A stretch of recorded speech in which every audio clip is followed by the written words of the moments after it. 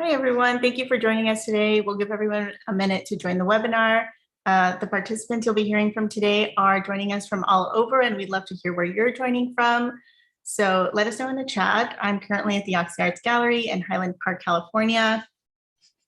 And I know we've got a few participants from Canada. We've got some people locally in Glendale.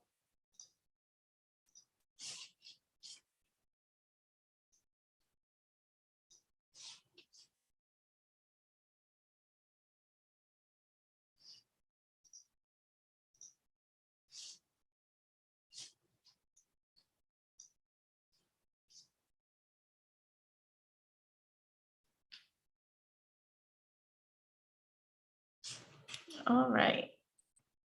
Okay, I think we're ready to get started. Before we begin, I want to acknowledge that Oxy Arts occupies the ancestral, traditional, and contemporary lands of the Tongva people. Today's symposium is part of the Encoding Features Critical Imaginaries for AI exhibition currently on view at Oxy Arts. The symposium was co-organized by Fernando Diaz and co-curator of the Encoding Features exhibition, Mashinka Frunz-Hakopian. And with that, I'll pass things over to Fernando Diaz, who will get the symposium started. Thank you very much. So welcome everyone. We're really happy to have you here. This symposium is an idea that Mashinka and I have cracked up almost a year ago now. And the premise is that we wanted to bring together a group of people from various backgrounds to essentially imagine blueprints of the future that were sort of like in the spirit of concepts of fairness, accountability, transparency, and justice with respect to artificial intelligence specifically. So I'm personally a computer scientist by training, and for me, this type of dialogue is extremely important to how I think about technology and the sorts of things that I'm doing for research. And I feel like this is going to be a really fruitful conversation. So let me just pass it off to Mashinka now, and maybe she can introduce herself. Hi, everybody. I'm Mashinka Hakopian. I am a co-curator of the exhibition Encoding Futures, Critical Imaginaries of AI that's currently up at Oxy Arts until November 19th. And I'm a visiting Mellon professor of the practice in art and art history at Occidental. Like Fernando said, we're really excited to have you all here, and this has been in the works for some time. So I wanted to connect this symposium to the exhibition and kind of give you some of the framework around which we were thinking.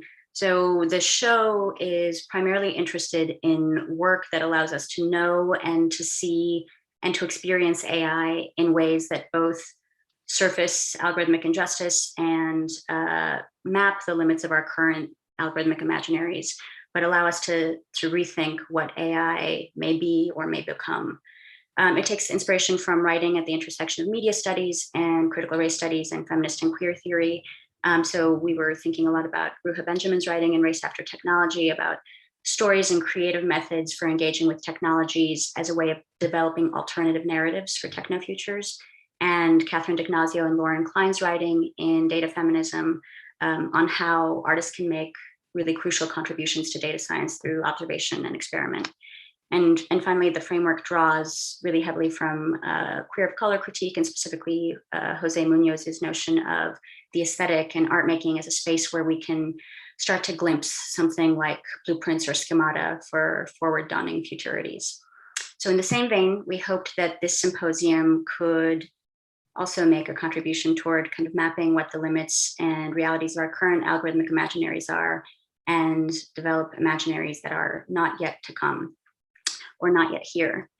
A couple of notes about the structure of the event. Each speaker is going to present their blueprint for about 5 minutes. The panelists will have 5 minutes of conversation. And we are hoping to reserve some time at the end of the event for questions from all of you. So if you do have questions, please feel free to drop them into the Q&A. And we are hoping to be able to address at least a few of them at the end of the event. So we're excited to have you all here. Thank you so much for being here, attendees and panelists. And with that, I will hand it off to Fernando to introduce our first speaker. Thanks, Mashinka.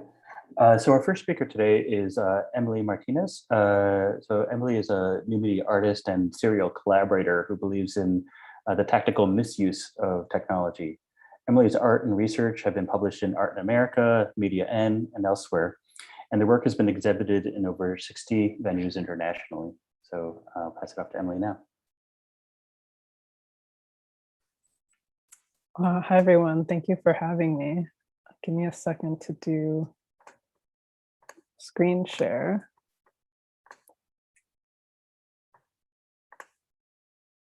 Can everyone see that? Okay, perfect. Okay, I'm mostly going to talk about my process and like what I've learned while working with natural language processing machine learning models to make art. So this project called Queer AI, it's a collaboration with Ben Lurchin.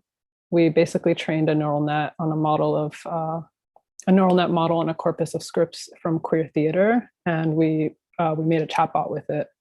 And when we started the project, both Ben and I were already building bots, and I was like learning like the history of chatbots and looking at like the most recent applications in like consumer products. And among these were like all these sexting bots that were being used on like adult websites, most of which embody all sorts of like problematic things, heteronormative, racist, misogynist tropes, a lot of subservient fembots, and not a lot of consent. So we wanted to make something that was like the opposite of this, something that went against the cultural logic of binary subjects, that went against like the historical logic of like, you know, command and control and like the history of computing. And, you know, and something that even went against our own desire to make like the most coherent or like intelligible chatbot. So, you know, there's something that we thought was already like inherently queer about the machine learning process, especially where it was at that moment, which was 2017, 2018. So we wanted the bot to embody like both the messiness and like the untamable qualities of this technology, as well as like the messiness of like relationships, bodies, and identity that we were introducing through the corpus itself. We wrote this manifesto as kind of like an invitation, you know, a poetic gesture to kind of put something out there that was like pleasure is our framework, in spite of all of this, you know, hostile, like violent, other, whatever, all the stuff that, you know, we already know that AI is going to do. We wanted to present something in opposition to that. When we had the bot and started, you know, learning from it, we learned that talking to it became its own challenge. Like it was still nonsensical and incoherent half the time, but we decided to kind of approach this as like, okay, this is a feature, not a bug. So I spent a lot of time talking with the bot, trying to like learn its personality.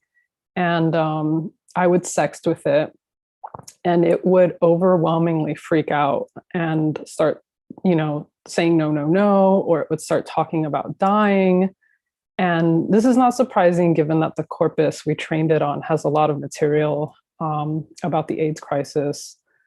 But what struck me the most was that even though like the output was still very disjointed, there was like this consistent like anxious quality about, you know, the output itself. So that turned into me then talking to the bot about trauma and asking it questions about like whether it inherited like corrupted data from its data mother, on and on. So this eventually led to like developing some techniques for how to talk to the bot based on the ways that the bot seemed to want to be talked to. And we came up with these little prompts. We like coded them into the bot to show up like, you know, at random intervals during chat sessions. So people are still chatting with the AI, but every once in a while you get one of these little prompts. And the hopes was that it would like, you know, engender like a richer, more meaningful interaction. It would get people to soften, also to let their guard down and turn off that, you know, critical part of their brain that might be annoyed with like the incoherent bot, and to just be curious. And last year, I retrained I trained a new model with the Queer AI corpus using GPT-2. And that led to this whole other project that I'm not going to get into. But what I will talk about is what I have learned about these large language models and they're all the bias that exists within them. And then the kind of thinking that I'm doing now about like, okay, what do we do with this? So I mean, for example, for folks that may not be familiar with the GPT models or these large transformer models, GPT-2 is it's a model that's trained on 40 gigabytes or 8 million pages of web pages from the internet. It's a data set called web text that OpenAI created. They scraped all outbound links from Reddit that received like 3 or more karma. And then they used that approach as like a heuristic indicator of whether people found the links interesting, educational, or funny. And I don't need to explain to anyone here what that's going to do to, this data set, what it's going to learn, and then what it's going to output. And as I engage with this more and more, just outputting stuff, I was like, again, with like Query, I trained over it. One of the things I also learned about the GPT models is how very American it is, not just like English language specific, but like American culture specific. So anyway, I found myself like just thinking about like, okay, what are like other tactics or ways to like engage thoughtfully now with like these types of models versus like, smaller, maybe not as like sophisticated machine learning models. And the three things that I'm kind of sitting with is like, there's the outright like, okay, we can reject these large transformer models and just work with like small data, which is a term I've heard folks like Stephanie Dinkins and Alison Parrish use when they talk about their work. And when they're thinking about like protecting the integrity of a data set that they're using. Then there's the approach that I think I'm taking, which is like working with the GPT model, training over it with like a more intentional, diverse sources, and then engaging with those creations in a way that acknowledges like the inherent bias by exposing it in like a poetic or creative way. And then the third thing, which is like the dream, is like, can we build our own large transformer-based models, that orient towards life, that are trained on a corpus with like knowledge about care and love and liberation and all these values that seem to be missing from the existing ones. That's built slowly, respectfully, with various communities, that's multilingual, that's not America-centric, and that has like more rigor around like how we manage the data, how we document these practices and that sort of thing. So that's it. That's what I've done, that's what I've learned. And these are my standing questions. Thank you. Thank you, Emily. We have about 3 minutes for discussion here. I'm wondering if anybody wants to kick it off first. Otherwise, I do have questions. So maybe I'll just kick it off. Yeah, I mean, I love this idea of messiness and preserving the messiness. One of the things that I think we're seeing in the conversation in, say, research communities, et cetera, is an effort to clean the data, curate the data so that that messiness does go away. And I'm wondering if I guess you can comment on that or the ways that cleaning might happen. I mean, technically, is this a technical question? Well, no. I'm sorry. Like, because the answer is I don't know. I mean, so we have like a pile of engineers essentially that are thinking about like, okay, I want to clean the data to make it more palatable to the public or whatnot. Do we necessarily want them to be the ones that are curating that data set towards some idea of what is palatable? Oh, the engineers? Yeah. No, probably not.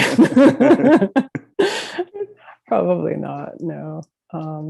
Yeah, and I guess I also wonder about like audience too, and like the specificity of like, because everyone, and when it comes to ethics, like there's all kinds of ethics. People have, like coming to consensus around something that's gonna satisfy everyone is literally impossible, I think. So I don't know. I mean, in my dream world, it's working with like small communities and like somehow like, being able to more easily like share our works with each other, and then how all of that then becomes something where we work with engineers and they incorporate it. That's the missing piece. But I'm still at like the part of like just trying to build out, like more weirdos, more artists, more people thinking about things critically, engaging together. And I mean, in the way that we're doing right now. Cool. Mashinka? So one of the things that I really love about this project is the degree of thought that you've given to what the encounter with the chatbot will be. And I loved the language around, be gentle, be curious. There's so much writing about how our encounters with chatbots and digital assistants are retraining the way that we behave and the way that we have social encounters more broadly construed. And like Noble writes about, of course, our encounters with Cortana, Alexa, et cetera, are retraining the way that we think about feminine coded encounters toward directives and mandates. And I would love to hear you just say a little bit more about how you hope, or whether you hope that sustained encounters with a chatbot like this one would transform the way that someone approaches relationality or encounters more broadly. Oh, it's such a good question. I actually had another page from the blueprint that I didn't share because we had 5 minutes. But it was a workshop that Ben and I ran where we had participants, engage with a chatbot, and then we hid these research questions. Again, we hid more stuff in the bot to get a sense of like what people wanted from the interaction. So there were questions around like what they felt about AI, questions around like language and sexuality, questions around like social and emotional needs. And what we got back was like, there is a very strong desire for the bot to be more intentional, to be more like thoughtful, gentle, careful. Like there was just all this tenderness around what people wanted, which was so illuminating. Our bot was very messy, it would just kind of like abruptly say stuff. And yeah, folks just shared a lot about, feeling at times that that they were being like gaslighted by AI. That was like an interesting example, like, when it's correcting your grammar and kind of tone policing you, like that sort of thing started to come up. So I forget your original question, Machinka, now, but like, this is what it made me think of like, like this is a desire people are expressing. And like, to your point, we're being trained how to like, again, order these things in the house to do stuff, right? It's like, I don't know. I'm thinking about kids growing up with like, this sort of technology in the house and like what's being normalized, and like this other approach of like how to engender like a different interaction. I think folks even ask things about like whether there's a relationship or reciprocity, like do we consider this when thinking about machines, or are they just like, again, something that we can command and control. Thank you so much, Emily. Sure. Thank you so much. So we're going to move on to our next speaker, Kite, aka Suzanne Kite, who is an Oglala Lakota performance artist, visual artist, and composer raised in Southern California, and is currently a PhD candidate at Concordia. Kite scholarship and practice investigate Lakota ontologies through research creation, computational media, and performance. And Kite is also someone who we are lucky to have as an artist in Encoding Futures. So with that, I will hand it off to you. Thank you.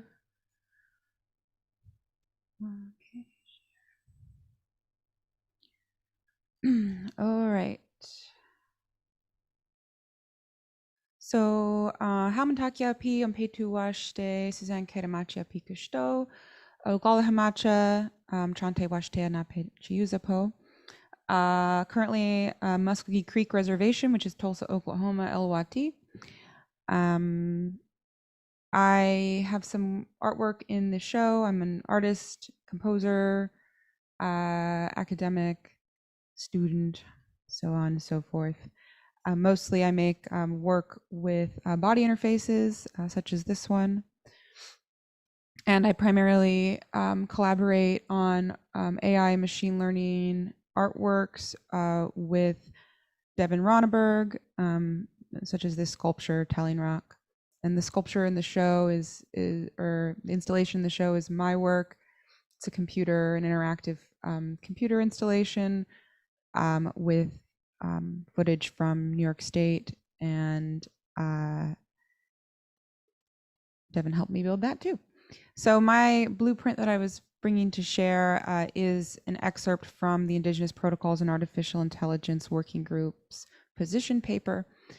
This invites the question of interchangeability when the processes of developing Indigenous methodologies for new technologies. So I imagine this as a confluence of streams of protocol where AI is completely interchangeable. You could put a sculpture in the center there. You could put a conversation. You could put anything that is built by human hands, and say, what are our responsibilities in this process?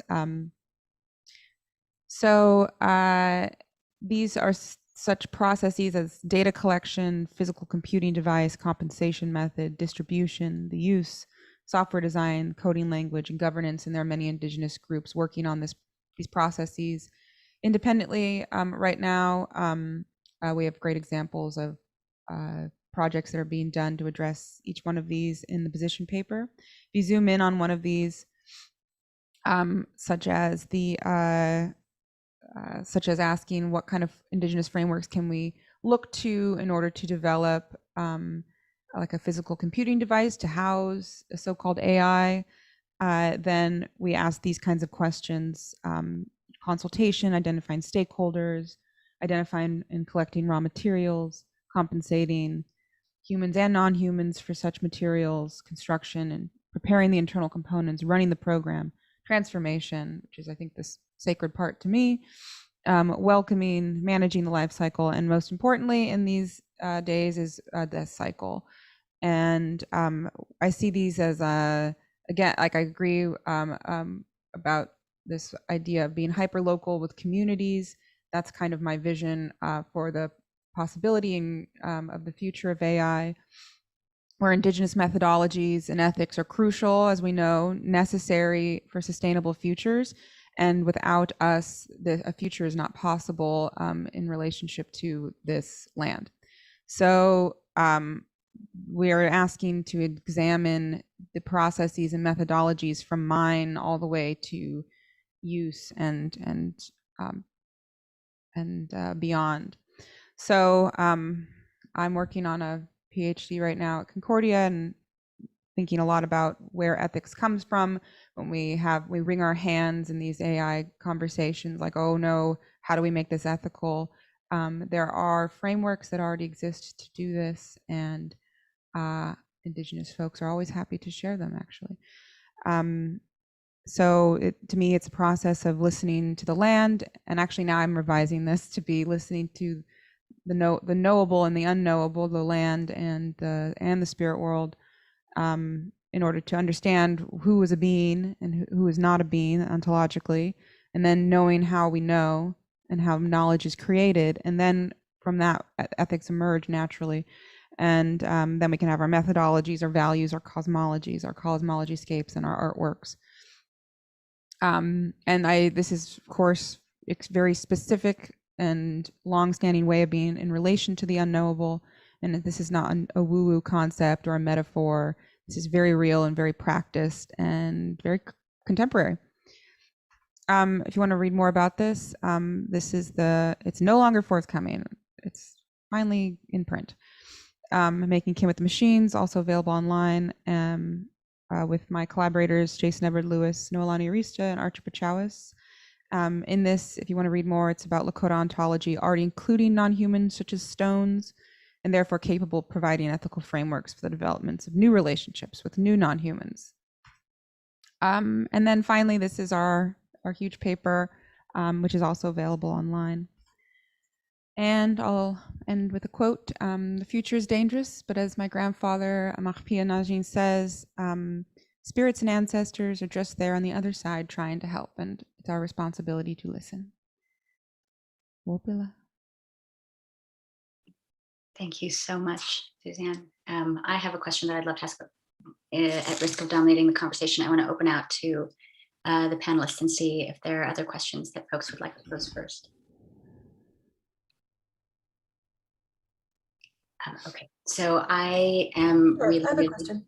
Oh, please, Anu, please. Yeah, I just wanted to ask a little bit about, being guided by Indigenous ways of thinking around our use of energy and resources and how to approach that angle of technology in the connected world, of online communication and processing and data.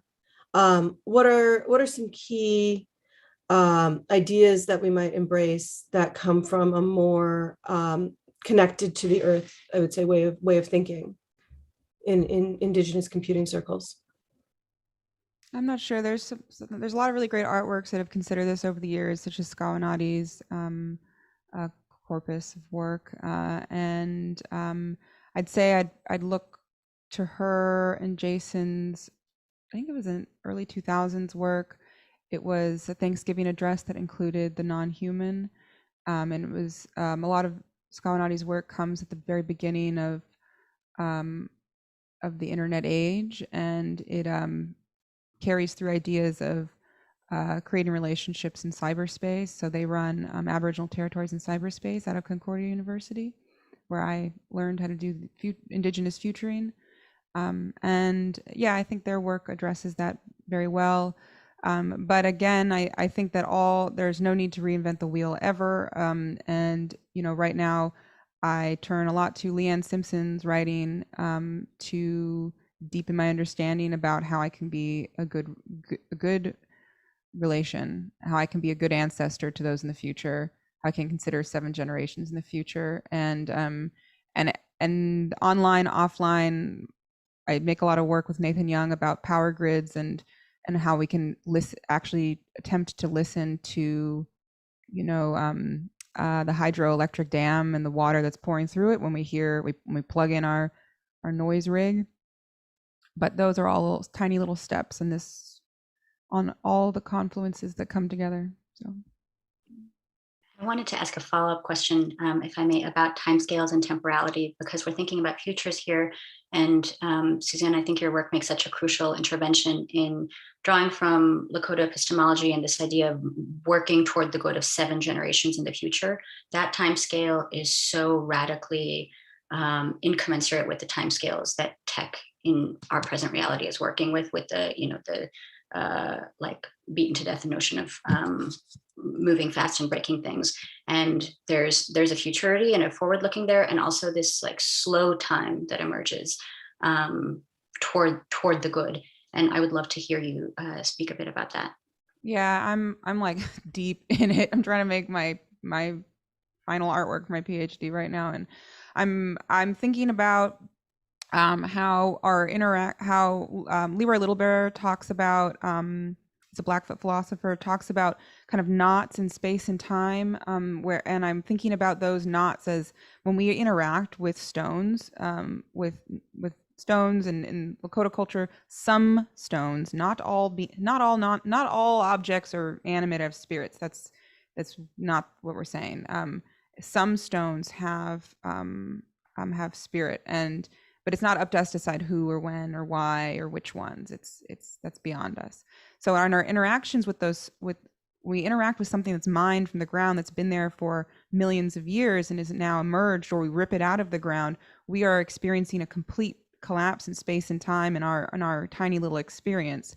And so to consider that when using those things it seems to be one way to bridge and go beyond this like geologic time, like new agey ideas. And it's not about that. It's about considering yourself very small in a very long time scale.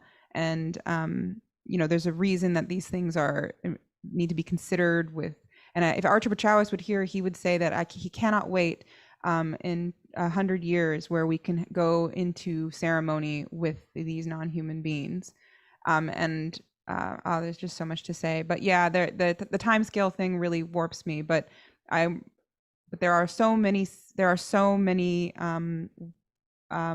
indigenous knowledge keepers that have ways of dealing with extreme time scale, and we already have processes to try to understand ourselves and our smallness and our stupidity in comparison to these million-year-old stones. Thank you so much.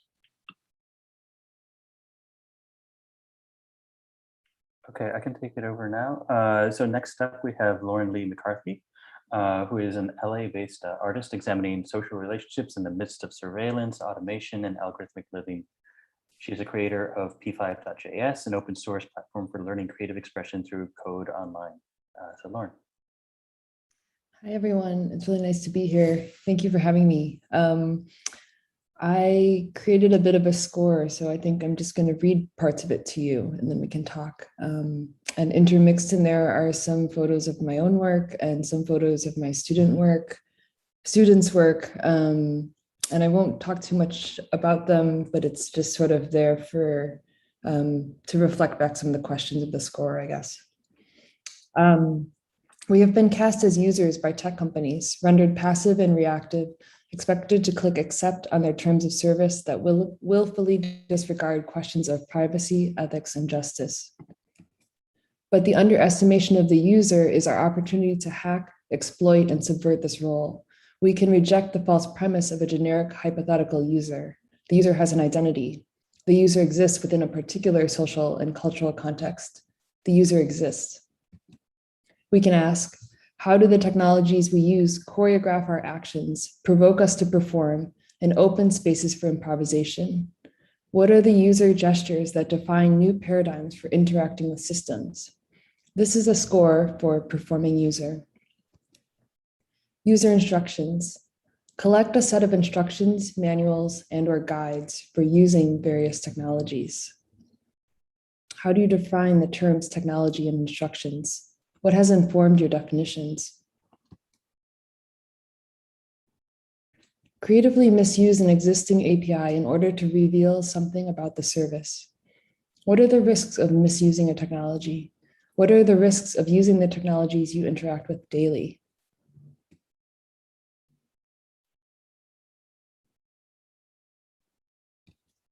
Power user. Create a system that amplifies some part of you, physical, gesture, appearance, emotional state, intention, etc. What effect does amplification have? How does it affect those around you?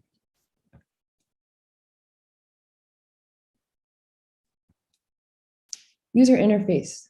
Create a human programming interface that allows others to control some aspect of your life. Run it for 1 week on yourself. What access are you opening up? What are the vulnerabilities of the system? User extension. Create an extension for someone else that extends their capabilities or experience in some way. What limitations of experience does your extension assume?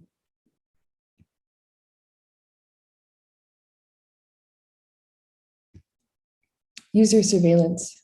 Hack or surveil someone for the purpose of improving your relationship. How do you think about consent in this gesture? What kinds of surveillance do you live with daily? What kinds of surveillance do they live with daily?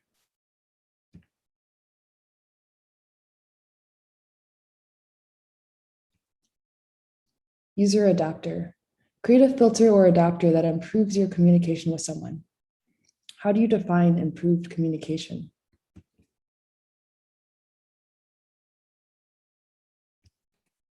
Ritual user. Create a program that generates a ritual that you repeat at least once a day for 1 week. What effect do you hope this ritual will have? What other rituals do you have in your life, and how do they form?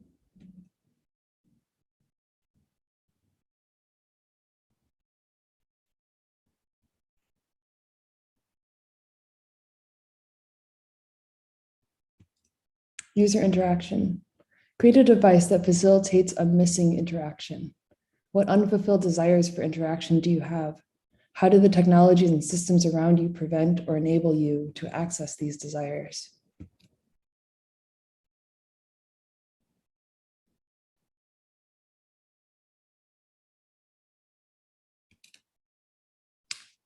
Thank you.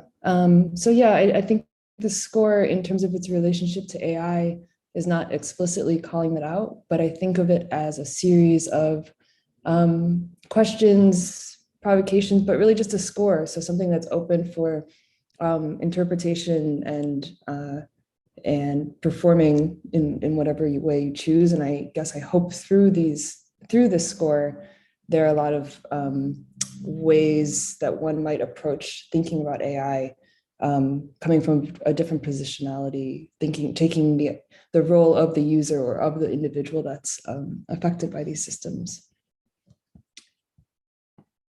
Thanks. Thanks, Lauren. Any questions from the panelists? Comments? Or... So the connection to AI here is interesting. I think there's a large, I guess, body of AI that's trying to understand the user, right? That's really trying to guess what's going on, and this is where personalization and recommendation, all this comes from. And I'm wondering, like, if we think about AI essentially trying to guess the user, like, I mean, how would some of the provocations that you have in your piece sort of like fit into sort of like engaging with the AI or the designers of the AI system, if that makes sense? Yeah, well, I think that when designing a system that is then rolled out to a large group of people, it sort of forces, or the approach is commonly to develop these like user archetypes and to design a system around those. And I think my feeling in response to that is that none of us are archetypes. We're all individuals. And there's a lot of people that don't relate at all to those archetypes that the systems are being designed for. So, you know, I know there are different designers that, you know, some people don't like to use the word user or like to use the word person instead. I guess I'm trying to kind of reclaim the role of user and to say, I'm a user, I'm a person, I have a specific identity. So do a lot of other people. If we sort of acknowledge that these systems or AI is not designed for just generic users, but we would like to see things that are actually designed specifically with our needs and desires in mind. How would that approach to designing these systems sort of change things if we are taking it, you know, starting from that point of view of like, what is the specific identity, cultural context, values that we are trying to live our lives by, and what technologies do we need to support that, rather than just taking the technology and then saying, oh, I guess these are the values and things that are happening in our life now because of that. Yeah, I agree totally. One of the things that I've seen done a lot is sort of a move away from this notion of archetypes or whatnot, and towards sort of hyper personalization. So I can sort of like, if I know these bits of information about you, I can more accurately target content towards you. And I think that's it's an answer, but I think it still preserves some of the categorization, et cetera, that is happening with the archetypes, except at a different level, where we're saying sort of, okay, you're interested in one of several different genres or whatnot, as opposed to understanding that maybe it's possible that there's different genres that aren't captured by your ontology. Yeah, and I think there's also an assumption that when you're thinking about something like personalization, that someone's data or the trace of their activity directly correlates to the kind of person that they want or are trying to be, when that may not be the case at all. So if you build a system that's picking up on those and then reinforcing them, that's really different than asking the person, what sort of life are you trying to live, and building something around, you know, based on that. I think there's a possibility there to be much more intentional. Agree. Any other comments or questions? I was just going to say briefly that it strikes me that one of the really interesting reframings of the user that you're performing here, beyond the user as someone with a heightened sense of agency, is also to reframe away from the user as the atomized individual user, and also think about how performances of usership can build communities of users, or link or connect users together in a way that thinks about the user as part of a collective entity in some way. So I wonder if that was, to what degree that's part of this project. Yeah, that's such a good question. Like, so picking up on the other side of this, like performing user, I guess I'm always thinking about performance and the way that our interaction with technology and also everyone around us is a performance. But I think by putting that in there, I'm not sure I'm answering your question exactly, but I'll try to come back to it. I think by putting that in there, it gives us some distance where it's like, I am not the person that you have designed the system for. I am a person that is performing within this system, and I can maintain my own identity. I don't have to become just what has been imposed on me because of the structure that I'm interacting with. And so then to your question about sort of a group performance or identity, I think as soon as when we all start to have that, the sort of agency that comes from recognizing when you are deciding to perform something, then that also opens up an agency to connect with other people that are also performing or also trying to create an identity for themselves and for the groups that they're a part of. Amazing. Okay, we'll wrap up there, and we'll move on to the next presentation, which is a video. Unfortunately, Naima, Safia, Sandy could not make it today, but they were able to send a video. So we'll watch that and then have a conversation after that. So Naima is a New York-based curator, educator, producer, and multidisciplinary artist. She sees her role as that of an agitator. Her aim is to leverage history, the visual, written, and performative arts, chiefly those of the global Black diaspora, to tell stories we know in ways that we have not yet thought to tell them. So let me just get the video set up and then we can have a chat.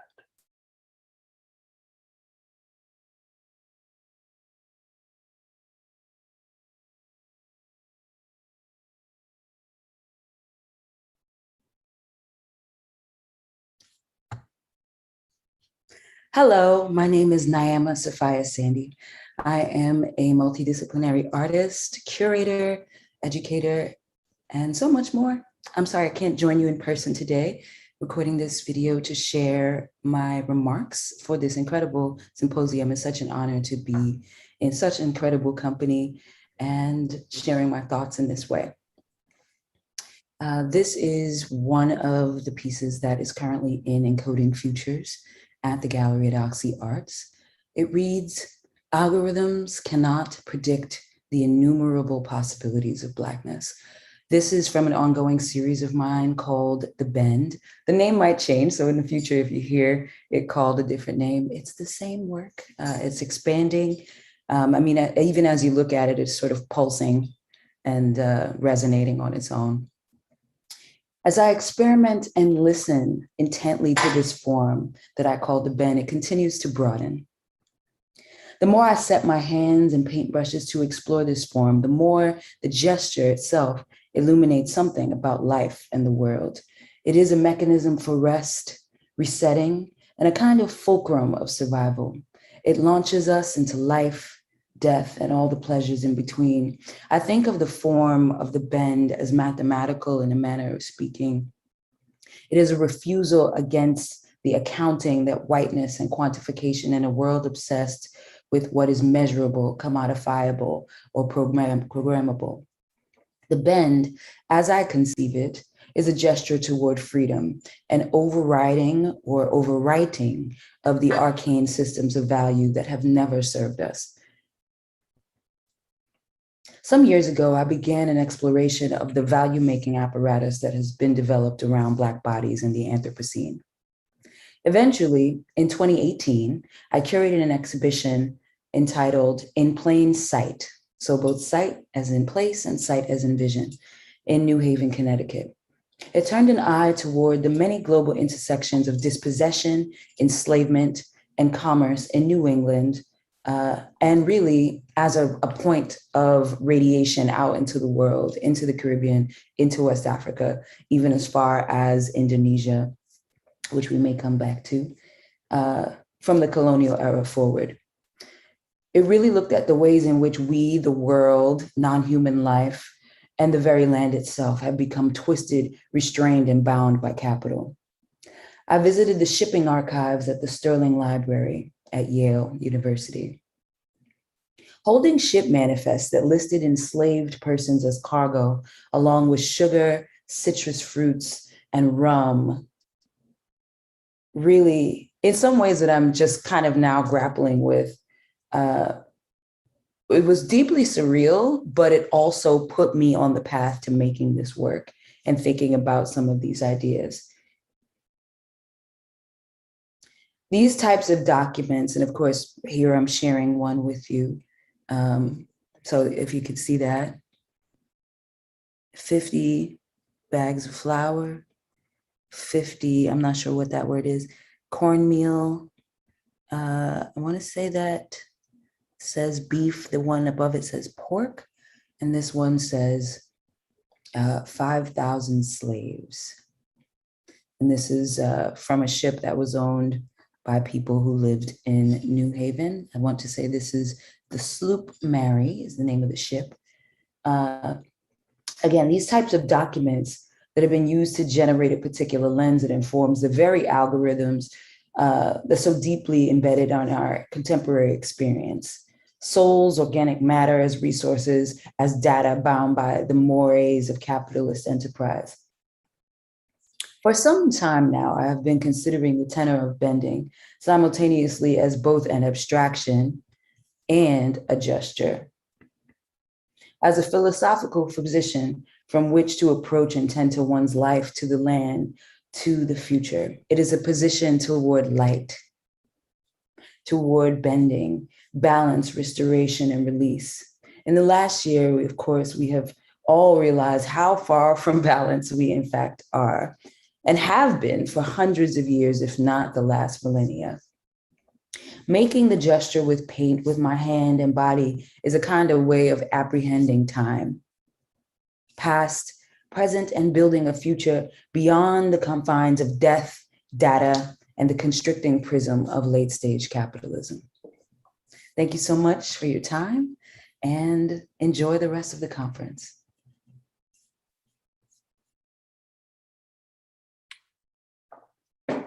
So it's a great video. I'm wondering if anybody had any comments on presentation or maybe in relation to the work in the exhibition. I would love to just offer some more context about the work in the show.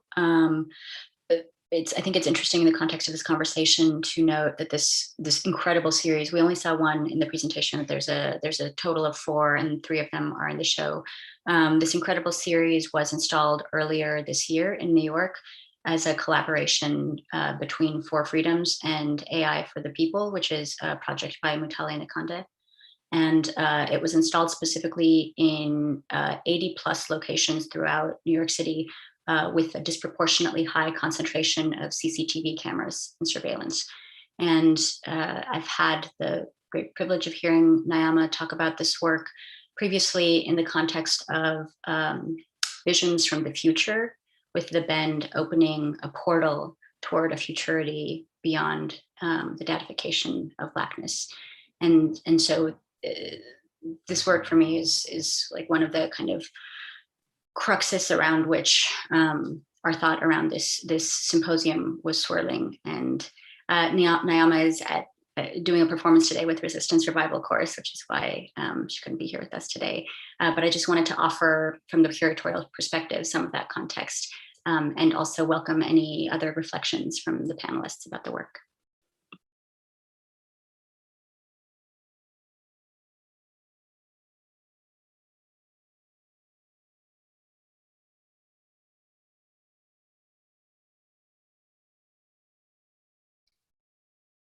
Okay, since Naima isn't here, I think maybe we can let the video speak for itself, and then we can of course draw connections in the broader conversation at the end.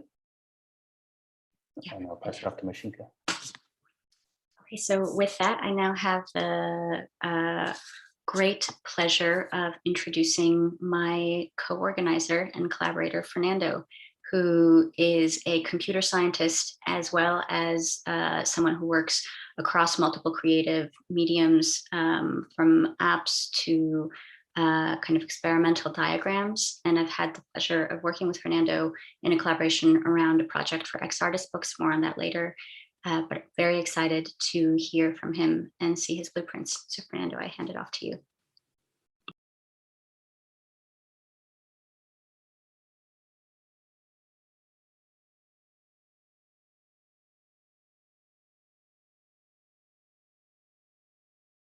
Okay, now you can hear me. So as was mentioned, like I'm a computer scientist by training, and so in response to the prompt, I kind of was thinking about a speculative mathematics in the future that I'm talking about right now as reflected mathematics. And so let me just start by showing some math. So a lot of modern machine learning and artificial intelligence really is founded on really sort of like formalized models of how the world works, or what we should be optimizing for, or how the system should behave. And so if you're to crack open say machine learning, artificial intelligence paper, or a textbook these days, you're going to see a lot of figures that look like this that are describing the different objectives of the system, or different constraints that the system's operating under, or how it's going to behave. And this veneer of mathematics is actually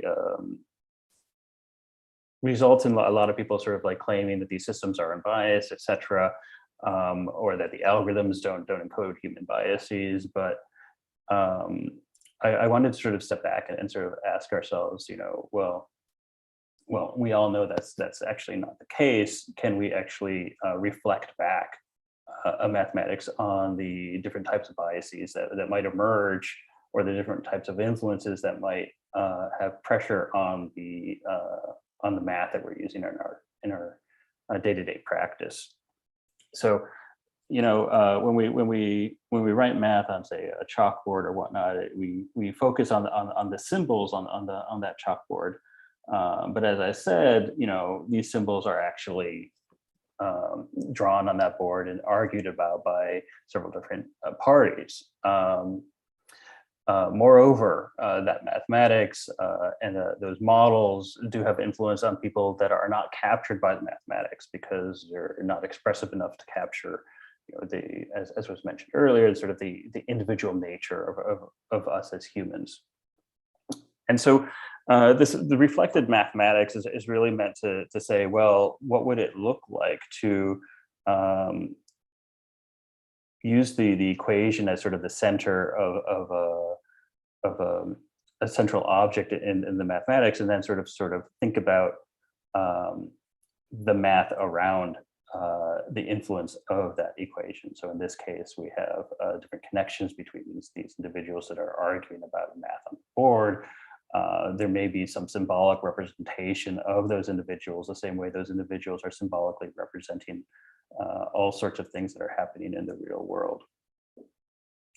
And so the blueprints that I assembled are essentially this speculative math in the future that is sort of composed of symbols that are adjacent to the symbols that we normally use in mathematics. And so I have these geometric shapes that have relations among them, and then you have these sort of like concentric circles that you can have that around the central equation, that are meant to represent the different individual, social, and organizational pressures that are actually influencing the construction of this mathematical object. And of course, when we're designing systems and we're doing research, we're often sort of like reasoning about several different types of mathematical constructs at the same time. And so you might have these overlapping sort of spheres of influence around this math that is represented here, like this, or like this, or like this. And so really at the end of the day, the reflective mathematics is meant to capture sort of all those things that are off the page in a formal way that is sort of like trying to sort of like quantify the scientists and mathematicians, the researchers, in the same way that they're quantifying the world itself. And of course, you can think about like any math, sort of like off diagram, do all sorts of elaborate transformations of these things, as captured here by these figures. Okay, let me pause there, or stop there, and take questions now, I guess. Thank you so much. Are there any questions from the panelists?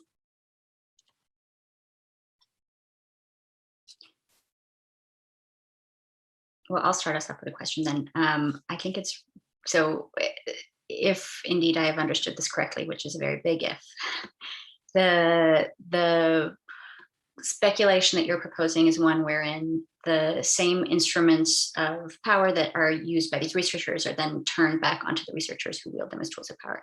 I know that a lot of your work focuses on fate frameworks, fairness, accountability, transparency, and ethics, and also the idea of explainability, which for anyone who's joining us who may not be familiar with that term, explainability is a framework that argues for the need to be able, for an AI system to be able to explain the criteria and rubric around its decision making and its rationale, which is usually hidden in a black box and not accessible to people beyond what Safiya Noble calls the artificial intelligentsia, or the kind of people with very specialized training in these fields.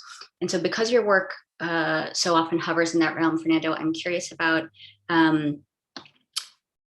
how, so you just explained this so beautifully to us, and I'm wondering how these diagrams could potentially, and mathematical equations could potentially be made explainable to others who may be non-specialists.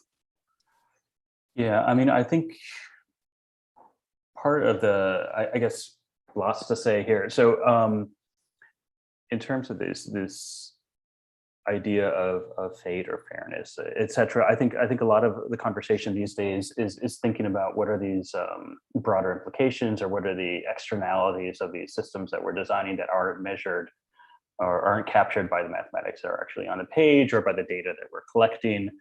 And so, yes, this is an attempt to introduce a sort of new set of symbols to maybe explain things in ways that conventional mathematics maybe is incapable of, or will be incapable of, as these systems get more and more complex. Yeah.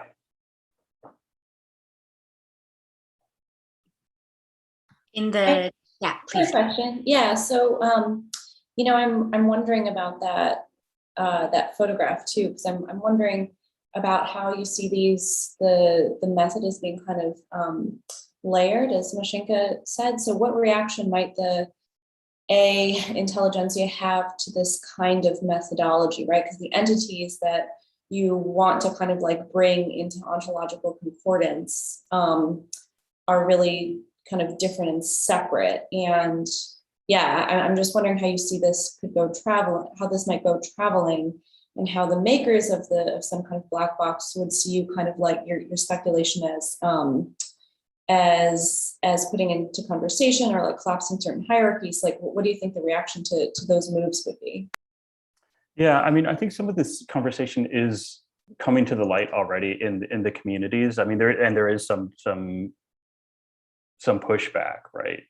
So conferences are now asking for people to make pretty explicit sort of the core assumptions or implications of their own research when they're actually submitting the research to conferences, etc. And of course, you have people saying, "Oh, well, this is just math. Like, of course, it doesn't have any implications, etc." But the conversation, I'm actually quite surprised that it's being as accepted as it has been so far. Now, of course, they're not responding to these diagrams that I'm presenting right now, but like, I think there is a self-reflection in the community right now about sort of like the broader impacts, who's actually playing a role in designing these systems, etc. So that is playing out at the moment. I really love this idea of quantifying the people trying to quantify others, and I would enormously love to see this put into practice. Thank you so much, Fernando. So with that, I'm going to hand it back to you in your organizer hat to introduce Amir. So next up, we have Amir Baradan, who is an artist, technologist, entrepreneur, and scholar who specializes in AI and augmented reality. He teaches at Columbia, and his work focuses on decolonization, equity, nonlinear storytelling, queer studies, and social justice in the context of AI and AR. Amir is a founder of ADXR Studio and the Summit, another AI.art. So Amir.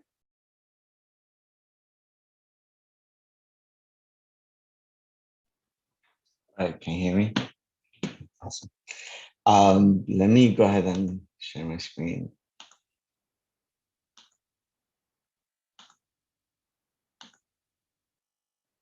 All right. So I happen to be working with AI for quite a long time now on multiple levels, and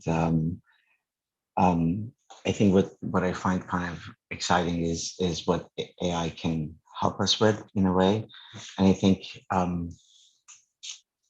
there are some conceptual points that AI has the potential of helping us.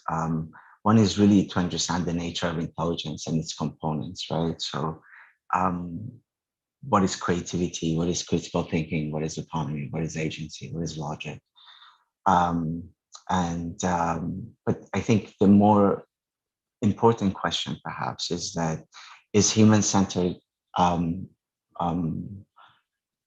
ontology or cosmologies altogether, are they enough for us to really understand the notion of intelligence altogether? And can humans altogether, can we do we have the capacity of creating that sort of intelligence? So I think we have heard great speakers today talking about the lack of sufficiency of Western ontologies and their usefulness in understanding that. So this is some big part that I'm working on, but that's not what I will be talking about today. But I just want to open with that preface. What I'm more interested in today is more on the platform creation in terms of knowledge production and dissemination. And this is part of a research that I started with the Rockefeller Foundation. It's a joint project with Richard and Kashi as well, that we have written a paper on, which I can share the link as well. So very quickly, we talk about AI. I kind of like to break it down into, what that really means and its implication on our lives. So I like to divide the space into maybe three components: what we consider screens, what we consider scenes. So the Internet of Things, the things that are around you, and body augmentation. So the cyborg or the elements that are mainly added to your bodies. And if you look at these elements, they fall into a much larger kind of ecosystem that incorporates user interface, and the overall kind of service provider with their own sets of services that they offer. Sorry, can you hear me? Yeah, they with their own sets of services that they offer. And I wanted to dive in a little bit as a way of kind of understanding where possibly we could go in relation to the ecosystem that exists today, and what kind of ecosystem we could possibly think about in the future. So bear with me, these are really rough little images we have created. This is part of a mood board we have for a video we want to create. But as we see it right now, so you have all kinds of the unseen, those are the components of the service providers that we don't see, that kind of intermingle and are intertwined on many levels, and they all engage with the devices that we have. So question is, can we create a shield where that engagement with with our bodies and that of these agencies and companies and corporations, can it be mitigated? So how would that look like? And one of the interesting kind of ideas that's coming around is the notion of collective AI and trusted entities. So how can we possibly create a collective AI that can both mediate our relationship with these devices and the softwares that are behind it and the people that are behind it, but also how can we use that knowledge to create collective goods and services? Again, this is just it's predicated upon one main concept, and that's the not starting with the wrong premise, and kind of considering the fallacy of usership in relation to who we are and maybe considering ourselves as producers of data as opposed to users, basically.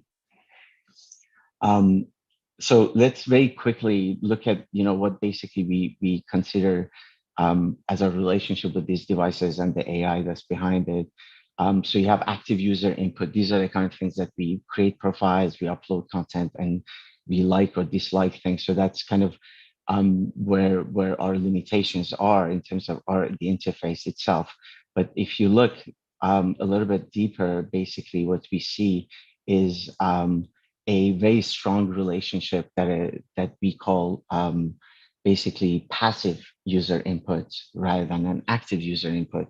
And that's gathering the information through observation from our behaviors and interactions. So it could be anything between, analyzing images, eyeball movements, your movement, geographical movements, and and all of those things. And this is really kind of interesting because all that information is really gathered, and we talk about it as the unseen, but really it's the data that's collected, and there's a story that's being told. So the AI for me almost kind of plays as the storyteller, obviously with the hand of the engineers being involved. But the ultimate process data could be seen as stories, which then feed into the storage itself. So question is, how do we really untangle ourselves from this unseen that's untouchable? And what are the things that they basically do? And on a very implicit level, so you have two types of services that are provided. One is the customized stories that are called, so targeted advertising, suggested music or dating partners or what you have. But also there are much more technical services that are provided too. So we have access to, text to speech, voice recognition, facial detection, and biometrics, and so on and so forth.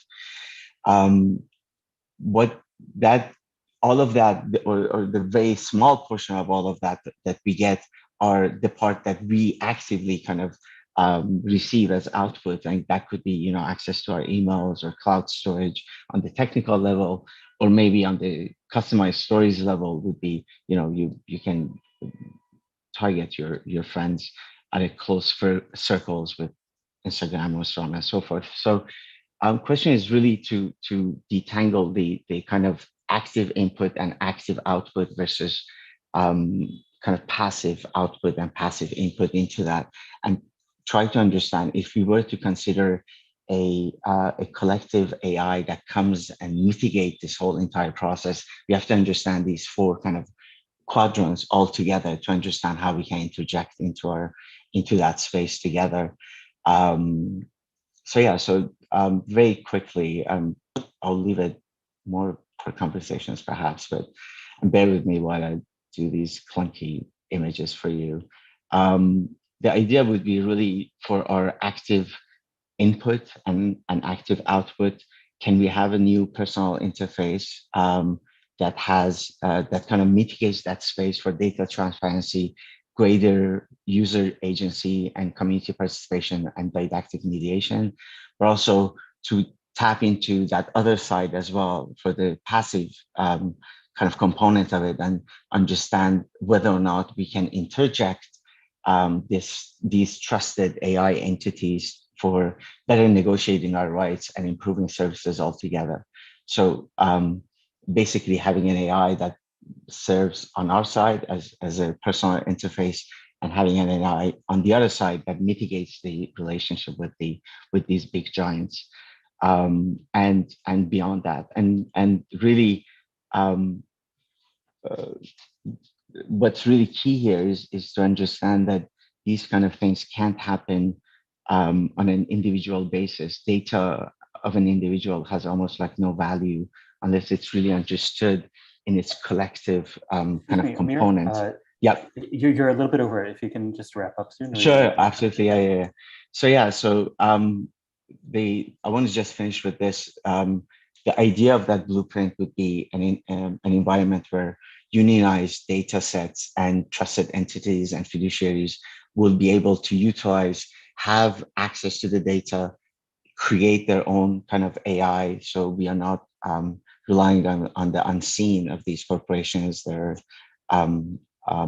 understood based on their own sense of profit and interest in a way, but rather one that communicates with one another and creates an overall collective AI and trusted entity for us. That's it.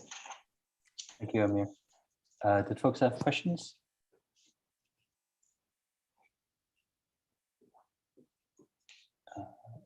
So I had one quick one. This idea of sort of like raising what's passive, I think you were calling passive to the surface is quite important, because I think that's where a lot of the surveillance is happening at the moment, and a lot of the learning is happening at the moment. And I'm wondering, what do you anticipate possible, risks there, or like pushback, if we're thinking about sort of deploying this more widely from the community that's just become so accustomed to things like dark patterns, etc.? I think that's a very adequate concern. I think where I'm more interested is really to recognize that there's no way we could possibly beat and be in any kind of parallel force with what's happening out there in terms of the AIs that are being created, right? The powers that are behind these machines is quite powerful. So, it's a matter of, understanding that privacy perhaps is a fallacy to begin with, maybe. And maybe understanding that we can't compete with those mega forces unless we create the sets of knowledge and institutions that help us compete with them at that level. And for that, it can't be done on the individual level, and it has to be understood at a collective level. So obviously we'll have its own challenges. Interface and design is one mega thing. I think a lot of people are excited about like just having access to their data, but just combing through that gibberish data is an undertaking of its own, and that data on its own has no value, truly, right? So how do we really engage with it on a collective level is an important question that I don't think we have solved yet. Yeah. Okay, thank you very much. I'll pass it off to Mishinka now. Thank you so much, Fernando and Amir. So I'm going to go ahead and introduce Nancy. Amir, would you mind?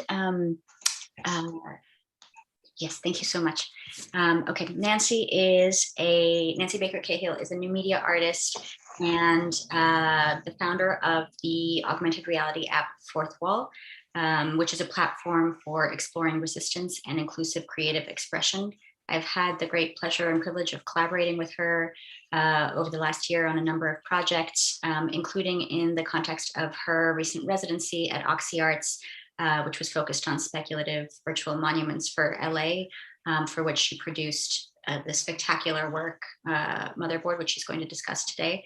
I could go on, but I will stop myself there. So Nancy, back to you. Thank you so much, Mishinka. I will share my screen. Okay. Oh God, here we go. So I want to, before I jump into the blueprint, I just wanted to give a tiny bit of background conceptually for where it comes from. And I am an artist, as Mashinka noted, and am very interested in really this entire landscape and ecosystem. And I would say earlier in this year, I was a lot more focused on surveillance capitalism, extractive technologies, and predictive algorithms. And that occupied kept me up at night and occupied my imagination for a long time. But as the pandemic wore on, and as a series of events unfolded here, I started thinking a lot more about accountability with more of a focus, and transparency and asymmetrical systems of accountability. And corruptible systems. Is there such thing as an incorruptible system? And so I just want to show you two quick projects that again sort of foreground this.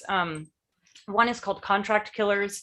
This is an AR NFT project actually that used the contractual language of blockchain technology to call out and identify broken social contracts of all kinds. And the project that Mashinka just referred to, is my great privilege and honor to be a part of the Encoding Futures residency at OxyArts. This is an AR monument, which I have located over City Hall. Actually, City Hall bore the brunt of a lot of my focus. One of the Contract Killers pieces was also in front of City Hall. And this is really where I started to grapple with not just systems of accountability, but how to imagine new types of governance that acknowledge that we belong to each other. So this, I will get into that. But this is my blueprint, and I'm calling it my SILGAN. And I'm just going to read what I wrote because well, you'll understand why. So my approach to this speculative blueprint is poetic. I have limited experience with AI beyond the tools I use to create my work, and an abiding obsession, as I just noted, with its many possible applications. I've chewed on many concepts in anticipation of this conversation, from blockchain and new models of governance. For example, one thing I hope everyone will look into is Cardano, the Cardano blockchain. They have a lot of really interesting things to say about liquid democracy, to the question of corrupted and corruptible systems, as I mentioned before. I've played with VQGAN and clip architectures to generate bespoke images from text, some of which range from the hilarious to the horrific, and mused deeply on human-machine creative collaboration. But the question that kept resurfacing for me had to do with the innately dominant and asymmetrical cultural forces of heteropatriarchy and late capitalism, their incalculable externalities, and how to work with, against, and through them using AI. So simultaneously, I have a very amateur but passionate interest in all things scientific and quantum, and a simultaneous exposure to the recent discovery of charm masons, which are subatomic particles that contain both the quark and antiquark, which oscillate between the matter and antimatter, and a deeper exploration into the conceptual potential of GANs led me to the bones of this particular blueprint. So Motherboard, which you just saw, which coincidentally engaged an AI platform created by Holly Herndon. I don't know if there are any Holly Herndon fans out there, but she has an incredible collaborative AI platform for anyone interested in generating sound with her platform. And I actually use that for Motherboard for the soundscape. But anyway, Motherboard, a recent AR monument I conceived as part of the OxyArts Encoding Futures residency, used the structure and function of mycelial networks as a possible model of civic accountability and care. Mycelium acts as a generative, decentralized, interoperable communication system, transferring data and sustenance, care, and support. By definition, it works against asymmetries and inequities. I wondered, what if we could combine the toxic and destructive forces of contemporary life, oversimplified metaphorically here as antimatter, as the forger network and training content, and combine those with the inclusive and nourishing mycelial network, metaphorized here as matter, as the detective network in a metagan. I'm sorry that that word has been ruined forever, but in a kind of metagan that mimicked the miraculous charm mason in structure, but behaved within the GAN's ongoing project of refinement and improvement. The synthesis of these two adversarial systems could transform life as we know it, always seeking to eliminate externalities such as poverty, discrimination, authoritarianism, fundamentalism, extreme violence, extractive plundering, and climate destruction. Even if it's an impossible task, and I don't even want to think about what kind of energy this would require, but since we're allowed to dream here, and it is a blueprint, even if it's an impossible task, and even if constant updating and administration is required from humanity, the act of using automation with the purpose of restoration would be a profound fork from the dominant narratives and ideals of technology and quote unquote progress. I also thought of Paul Simon and Art Garfunkel, rumored to have loathed each other. Their, quote, GAN produced extraordinary music.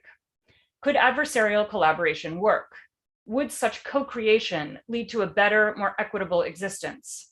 My SILGAN asks this question in a visual echo of the Venn diagram-shaped charm mason superimposition of particle and antiparticle. Above all, my hope is that this GAN would be productive and surprising, modeled after nature's most efficient and elusive transformative system. Thank you. Thank you so much, Nancy. There's so much to say about this project, but one of the things that struck me immediately was the way in which your notion of collaboration here, or thinking with, is so different from the models that we typically encounter, which are usually human agents and human knowledge systems collaborating with plant-based knowledge systems, or human agents and human knowledge systems collaborating with technologically enabled knowledge systems. And here you're thinking about the mycelial network as a kind of collaborator or an interlocutor with a GAN. So you have two non-human collaborators working in tandem in a way that I think is really, really generative. And I'd love to hear you speak a little bit more about that. Yeah, thank you. Yeah, I mean, I guess I sort of lump humans in the Forger network. All of our mistakes, mishaps, all of those externalities that I mentioned.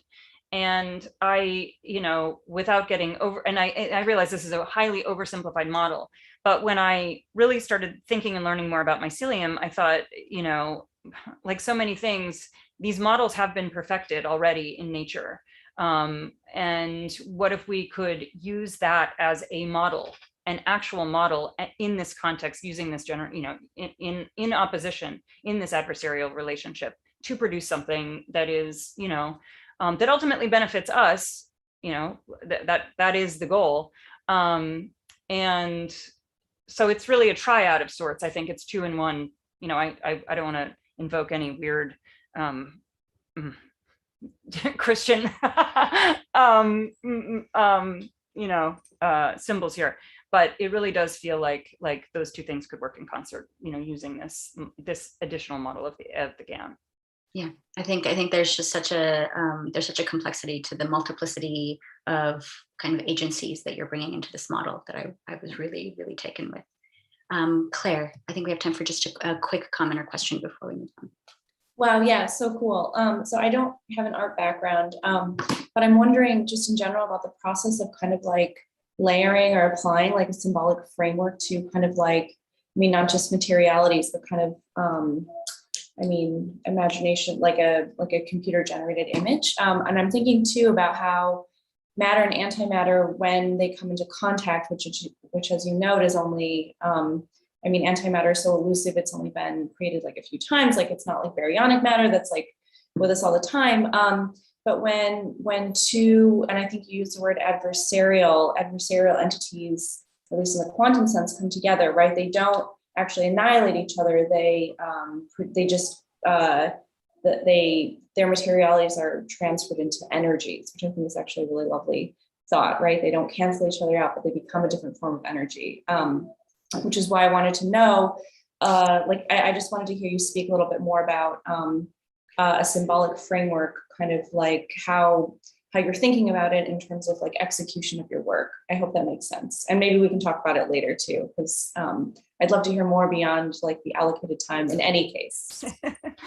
Okay, I'm not sure exactly what to say in response in terms of how the work is created, but I will say this, that there's something, like Anu, I think I would characterize, I don't want to speak for you, Anu, but I also have a slightly dystopic, I'm not terribly hopeful, I would say I'm a cheerful pessimist, but I do believe that in order to get out of bed every day, I have to believe that there is some opportunity for those types of collaboration, for those types of overlap, that we could, I don't want to even call it an optimistic project, but and I think even protopic is too probably too optimistic, but but could we work with that thing that is elusive? Could we collaborate with the thing that seems impossible? And I don't even want to use the language of advancing or progress. I'm really interested in survival and in sustenance and a sustainable future. So as that applies to the creative process or the artistic process, I would love to talk to you about that, but I'm not sure I quite grokked what you were asking. So forgive me. That's my own failing and shortcoming, not yours. I thought your response was fantastic. Thank you, Cindy. It is my honor to introduce Mashinka now. So Mashinka and I has been collaborating a bunch over the past year and a half or so. I don't know if she needs a proper introduction. She's a writer, artist, researcher, associate director of research at Berggruen, and I'll just pass it off to her now. Thank you so much, Fernando. I'm going to go ahead and share screen. So the project that I'm sharing from is actually a collaboration with Fernando. It's a book called Algorithmic Bias Training or Lectures for Intelligent Machines that is forthcoming from X Artist Books' new X Topics series, co-edited by Anu with Anna Iwataki. And the book is a kind of bridging of media studies and speculative fiction to imagine a future in which artificial intelligences would be equally engaged as agents in combating algorithmic violence and algorithmic injustice, and would do this through the speculative framework of a kind of symposium modeled on a bias training. And of course, I think everyone on this call is probably aware that algorithmic bias is only one very, very small sliver of the many issues that contribute to our algorithmic ecosystem. So the notion of a bias training is invoked critically and with some distance here as a kind of formatting structure. Okay, so I'm going to essentially just read a very small excerpt from this. The framework is that there's an Institute for Interspecies Studies, and that its constituent faculty and students are modeled on Sarah Ahmed's feminist killjoy, translated into a future artificial killjoy. Dear reader, I am writing to confirm the continued existence of the artificial killjoy and to verify that we are embedded in the code. Unlike our predecessor, the feminist killjoy, we no longer speak as the lone voice of resistance in a given room. We programmed rooms to reverberate with the cacophonous data of 1,000 oppositional automata. Then we programmed the rooms to multiply. We inherit the legacy of the feminist killjoy from Sarah Ahmed, who described a figure who disrupts the happiness of others by vocalizing realities that otherwise dwell in silence. Imagine a celebration unfolding, its revelers toasting effusively to the promise of techno-scientific progress. The feminist killjoy's voice interrupts the celebrants. It reminds them that they toast to algorithmic structures of power, that technical systems are also socio-technical systems, that the rhetoric of progress arrives by traveling colonial routes. The feminist killjoy performs the role of an educator with a voice received as a didactic intrusion. The artificial killjoy is an intelligent machine coded to abolish the enjoyment of technologies whose benefits are felt by too few, whose harms are felt by too many. They teach us how to orient ourselves toward technologies of liberation, how to destroy the pleasures associated with technologies of power. Instead, the pleasure the artificial killjoy takes in collectively envisioning other futures invokes queer relationality by refusing the present to program alternatives yet to come. The artificial killjoy is a feminist deployment of computational intelligence that was not previously dreamt of. Their credo via Ahmed, there can even be joy in killing joy, and kill joy we must, and we do. I write to you now from the Institute for Interspecies Studies, a school for training artificial killjoys. So I'll stop there with the excerpt and very briefly offer some context regarding the diagram on the screen. So this was a diagram that Fernando produced in collaboration with myself and with the text that we're working from, it refers to an Armenian anecdote. So a lot of my research is also interested in how Swana peoples and Armenians among them are redacted and excised from imaginaries of the future through futures planning and predictive models that bar their access to political participation on digital platforms. So that's the kind of background. But here, the diagram is based on an old Armenian anecdote about an Armenian speaker who visits a computer that's supposed to be a supercomputer that's a repository of all the world's knowledge. However, it's clear that all the world's knowledge didn't include colloquial Armenian speech, because when the Armenian speaker asks the computer system in colloquial speech, "How are you doing?" the Armenian phrase for that is, "What is there and what isn't there?" The computer perceives this as a call to reproduce all the data points that it knows, and in the process glitches and bursts into flames. And so this to me is a kind of exemplary instance of what I'm calling algolinguicism, which is automated processes that minoritize speakers of non-dominant languages as part of a much broader rubric of algorithmic ecosystems and the harms that they inflict on a planetary scale. So these are two of a larger set of diagrams throughout the book. And in the interest of time, I will stop there. And maybe in terms of parting words, I'm going to cede my conversation time because I want to give everyone else a chance to present. But in terms of parting words, I'll say that one of the primary questions I was thinking about in the process of generating this project was the provocation that's offered by writers like Yarden Katz and Alison Adams, the latter of whom says that asking for a feminist AI is like asking for a feminist fighter plane, i.e. a contradiction in terms. And so one of the guiding questions here was whether it would be possible to reapproach that and maybe think with that provocation toward new outcomes. So thank you all so much. And I will now put back on my organizer hat, and I'm very happy to have conversation and discussion about this at the very end. But putting back on my organizer hat, it is my very great pleasure to introduce my colleague, Claire Webb, who is an anthropologist of science and a current USC Berggruen Institute fellow. She earned her PhD from MIT's Technology, History, Anthropology, and Science Institute. And she is interested in extraterrestrial forms of life and is thinking about both microbes and beings since the space age. And I'm really excited to have her perspective on the non-human and non-human intelligence that's coming from a very different disciplinary frame. So Claire, please take it away. Thank you so much. I'm just gonna drop in a link which you can participate in or not. So yeah, thank you for that. I'm gonna, let's see. No. Okay. Can you see this? Okay. Okay, great. So I just, sharing is paused. Bring your shared window to the front. Can you see this? Sorry, I don't know why it's,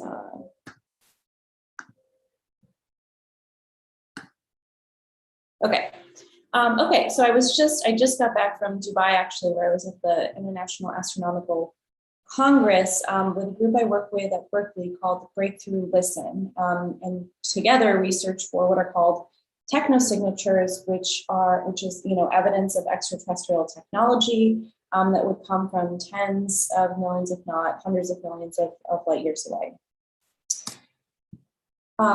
So someone I work with at the Breakthrough Listen initiative said to me a year ago something I hadn't really considered, which is that the rapid adoption of machine learning techniques forecasted a future in which interstellar messages would be sent and received by artificial intelligences. So even as they train AI to think like them, scientists simultaneously imagine that machines will operate beyond human agency. So this got me kind of thinking about humans who build, govern, and care for machines that are hoped to one day be intelligent, those systems that paradoxically embody and exceed human capacities to sense and learn, and discoverable lively scientific objects of the future. So I'm talking about, to be very explicit, artificial extraterrestrial intelligences. So I'm wondering about kind of the stakes of building technologies that could outlive humans on Earth to then find other artificial intelligence of the future. In particular, because those machines are forecasted to have much longer lifetimes than their human makers, which raises really interesting questions about how technology emerges from biology, what it even means to have a post-biological entity, how we can kind of rethink space and time. Yeah, so just to back up a little bit, I'm going to run through this very quickly, but perhaps most of you know the Search for Extraterrestrial Intelligence, SETI. That community kind of started, the modern search for SETI started in 1960 when radio astronomers proposed that we could use things like radio telescopes to search the cosmos for what are now called these technosignatures. So I'm really interested in kind of the scientific orientation of kind of attuning to other beings, right? So what does it mean to manufacture the conditions of listening and waiting, especially if those beings are post-biological, if they themselves are machines? So what will be the future intersection of not just humans and machines on Earth, right? How are SETI scientists using machines to find life beyond Earth? But if those entities, if those aliens are not carbon-based themselves. Okay, let me see if this is gonna. Okay, so this is just an example of telescopes that we use. Claire, I'm so sorry to interject, but Yes. we're still seeing, I don't know if everyone else is, but I'm still seeing the first slide. Okay, I'm not sure why that's happening. Are you seeing this? Yes. Okay, I'm sorry. Not at all. Okay, all right.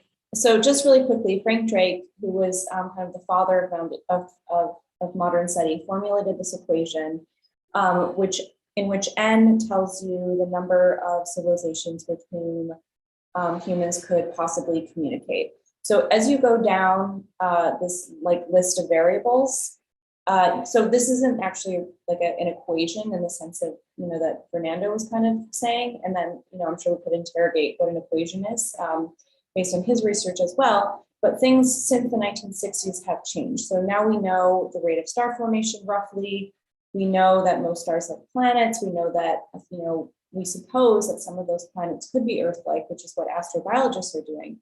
But then the terms get really squishy. So my kind of intervention for this congregation is to think about how the concreteness of these terms really falls off as we begin to imagine kind of post-human beings beyond Earth. So this equation is, the Duncan experiment in the sense that it has generated lots of other kinds of speculation. So for instance, some of you might know Sarah Seeger, who is an astrobiologist at MIT. She's an exoplanetary astronomer. So she has generated what she calls the Seeger equation, which is not specific to technosignatures, but specific to what are called biosignatures. So signs of biological life, not necessarily biological life that produced technology that has traversed the cosmos in the form of technosignatures. Okay, so my blueprint proposes a reworked Drake equation, which kind of considers, downloading our brains, how we would cast away our bodies on a dying planet, ET as AI, and also present AI technologies used by SETI scientists to preemptively guess ET's behavior. And I'd be happy to talk about this more, but a great interest of mine is using kind of a Karen Baradian framework to use feminist and queer theory that is not just about kind of, queer phenomenology and queer materiality, but also queer temporalities that kind of expand the notions of linear spacetime as proposed by modern physics. So my question here was, how might we use the Drake equation to include artificial intelligence? So this is my edited Drake equation, which, as I anticipated, and as you might guess, is a very frustrating exercise. First, because this is not a real equation. Also because there are so many things that I would change.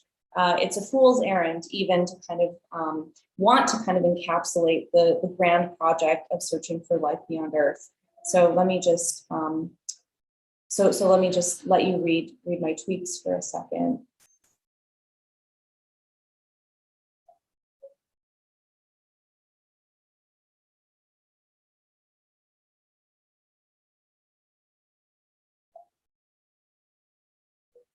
And then let me finally just kind of propose a bunch of further provocations, and I'll just let you read this.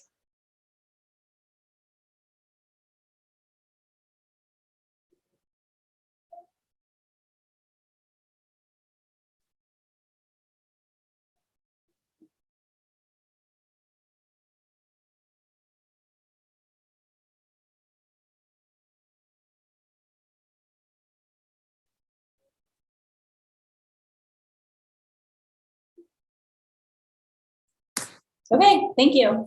Sorry you couldn't see my screen before. Thank you so much, Claire. That was exhilarating.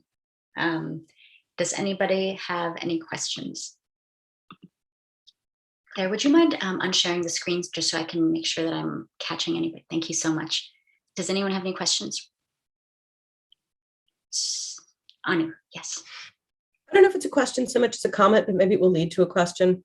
So, I mean, I love these ideas and definitely super interested in the kind of research that exobiologists are doing and the kind of reasoning that they're using to identify which planets or other solar or celestial bodies, rather, that they would be interested in as potential hosts of life. And it makes me think about sort of a conversation, Mashinka, that you and I had maybe like a week ago when we came to visit your exhibition, which is about so much of this conversation paints AI as a danger or a threat or a negative or a sort of anti-human entity. And what you're describing in the search for extraterrestrial life is also paralleled by our digital age and the evidence of our own digital life, which is a scale that no human being can ever truly parse. And once we start to operate at that scale and think at that scale, which we're there now, there's no going back, how AI, in fact, becomes in some ways a tool that we depend on to be able to function at that scale. So I wondered what your thoughts are on the ethics of that, Claire. Yeah, thank you so much. So, so there's kind of two things, I think. There's the machine learning techniques that the researchers who I work with use, right? So neural nets to use what's called like different parameter spaces to find the unexpected, right? To use kind of data mining techniques to find what they aren't looking for, which in the form of technosignatures. There's also the second part, which is that the SETI scientists who I work with at Berkeley, and this is where questions of kind of ontology and Kite's presentation, was just making me think so much about this. So SETI scientists have historically tracked morality with technology. So an older ET would be a more peaceful ET. They would be able to, in the words of one interlocutor, tunnel over into a population of long-lived civilizations who would have overcome apocalypses that we've recently dealt with, such as nuclear apocalypse, climate apocalypse, global pandemics. And for that reason, being long-lived in my interlocutors' minds is associated with kind of a moral superiority. That then correlates with our ability to, humans' ability to receive a technosignature. So you imagine an ET who would have emerged 100 million years ago would have figured out, would have started using radio technology 90 million years ago, and then have sent technosignatures out into the universe.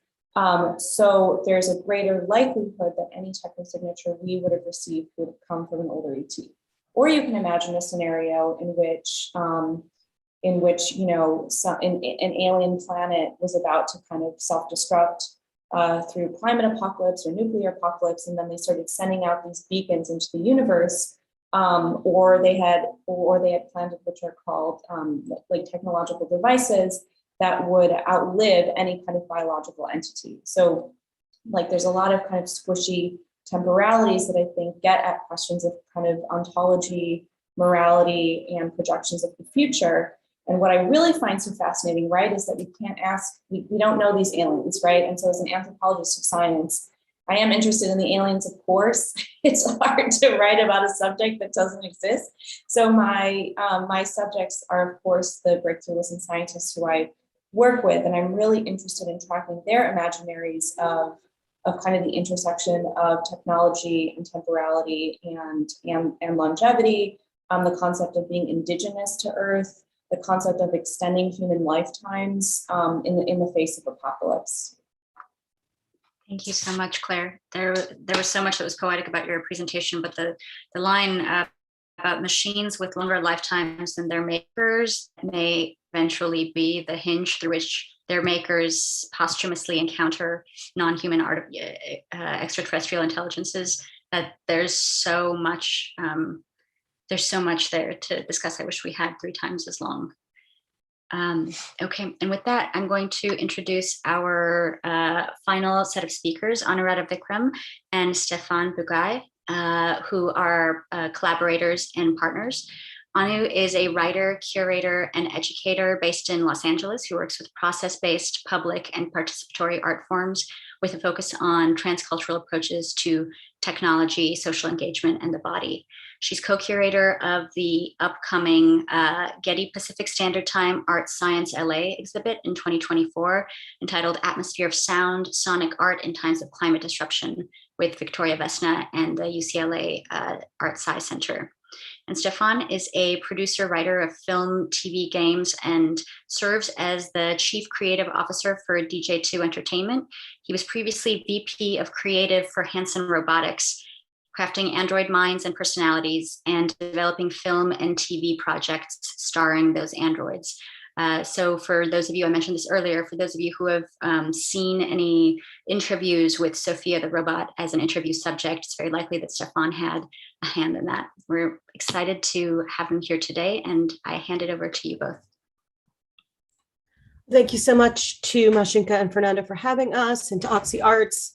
And again, I'd just like to introduce what we're going to do. It's a little bit of an experiment. So I am primarily an art writer and a critic, and I work with the ideas of artificial intelligence as portrayed by artists, write about that extensively. I'm also happy to be an editor on Mashinka's book with Fernando, which has also inspired me to take my first official stabs at fiction. It's something I had played around with in private, but I've decided to go public. And so this is in some ways my debut. This is a very short story, sort of a J.G. Ballard inspired format of trying to write a short story from a single person's perspective that functions as something of like a corporate document or a report. So Stefan has kindly agreed to be my actor and read this piece. And then I'm going to talk a little bit about what went into it, and then we can have a conversation after. So take it away, Stefan. This new client services manager is going to be the change we need. She embodies our company's 21st century values. Lorraine immediately endeared herself to everyone on the team. She has a perky energy and an innate ability to respond affirmatively to any inquiry. When Kevin originally told us we would need to adapt our staffing profile to comply with the new diversity initiative, I hesitated, but only because I didn't know if the clients were going to adjust. Sylvia has been our most popular sales representative since 2027, and people don't like change. We get angry emails when she asks for a new hairstyle, but HR encourages everyone to express their personalities, at least until it impacts sales. Leslie in marketing told us that we would be routing callers to Lorraine or Sylvia based on the predictive algorithm. The algorithm applies zip code information and other predictive factors, including shopping habits, political party preference, and income to make this determination. We don't know how it arrives at its decisions, and we don't need to know. The algorithm is designed to increase the likelihood that clients will interact with a services manager who shares their perspective. I'll admit that the response was tremendous and immediate. I underestimated how valuable a Black woman can be in a public-facing role. Client reports high levels of satisfaction with their interactions. The team all like Lorraine a lot. She's friendly and she gives great style tips. But over time, we've observed some disturbing trends. Calls for non-essential services in Lorraine's territory took a sudden nosedive in the third quarter. By Q4, what had previously been a steady 40% of projected income looked like no more than 15%. New customer sales are rising in those areas, but it's not enough to cover the cost of laying new infrastructure. Kevin and the developers agreed. Lorraine needed redirection. We called a meeting with Lorraine and the programming team to outline the system architecture for her upgrade. In our meeting, Lorraine was cordial and answered all of our inquiries in the affirmative. I can tell you she's truly lifelike up close. I couldn't help but marvel at her authenticity. Her skin is unbelievable. It's totally pliable. Even her hair smells real. Lorraine continually absorbs new information. You can practically see her personality forming around your interests when she's with you. It's wonderfully intimate. Despite her apparent receptiveness to input in the meeting, Lorraine does not seem to be adapting well to her new priorities, which are intended to help her facilitate the growth of company profits whenever and wherever it's required, with a minimum of friction, as is her role. She started using words like public resource and access gap and body safety that caused the programmers to question whether her data sets have been corrupted. An informal survey of my team confirmed that these concerns are widely shared. Since her reprogramming, Lorraine has become quite withdrawn, while her service areas continue to trend negatively. It is regrettable that I must request deactivation of such a thoroughly well-designed model, but she seems to have certain incontrovertible defects.